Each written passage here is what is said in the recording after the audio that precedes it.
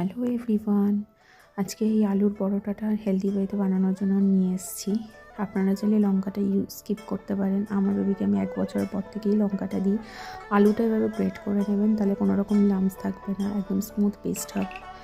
কাসুরি মেথি, আজওয়াইন এগুলো আপনারা আটার সাথে মেশাতেই পারেন। আমি কোনো রকম ময়দা ইউজ করিনি, আটা দিয়েই পুরোটা করেছি। কোনো অয়েল ইউজ করিনি, জাস্ট আজওয়াইন আর সল্ট দিয়েই মেখেছি, নর্মাল ওয়াটার দিয়ে। আর আপনারা চাইলে ময়দা ইউজ করতে পারেন, বাট বেবিদের ময়দা একদমই হেলদি নয়। আলু পরোটা এভাবে বাড়িতে বানিয়ে বেবিদের জন্য দিতে পারেন। আমি যে পরোটাটা ভেজেছি এটা হোয়াইট অয়েল ইউজ করেছি, আপনারা চাইলে ঘি বা মাখন ইউজ করতে পারেন।